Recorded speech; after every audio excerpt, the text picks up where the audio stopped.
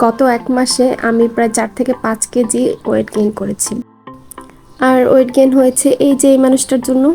এই মানুষটার জন্য কেন বলছি? কারণ ওনার উছিলায় বাসার মধ্যে প্রতিদিনই প্রায় চিকেন রোস্ট, পোলাও, বিরিয়ানি, হেন-তেন যাচ্ছে তাই রিচ ফুডগুলো রান্না হয়েছে। আর এগুলো ওর সাথে সাথে তো আমরাই খাইছি বেশি করে।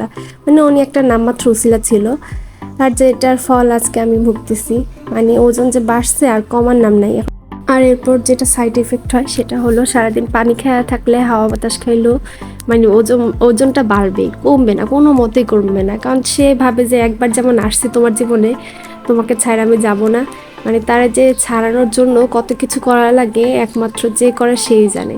মানে বলতে গেলে আমি সারাদিন না খেয়ে থাকি এখন, তারপরও কোনো লাভ নেই। যাই হোক, আমার মতো ভুল আর কেউ করেন না। এই ওজন বাবা জীবনকে জীবনও কাছে টেনে নেওয়া যাবে না। আর সে যদি না চাইতে আমার মতো এরকম ফিরে আসে, তাহলে খাবার দেখলেই ১ মাইল দূরে থাকার চেষ্টা করবে। তবে চরম সত্যি হলো এটা সত্যি, এই জিনিস কোনোদিনও সম্ভব না। মানে ওজন আর আমি সারা জীবন একসাথে পাশাপাশি থাকি। ভালো থাকবেন।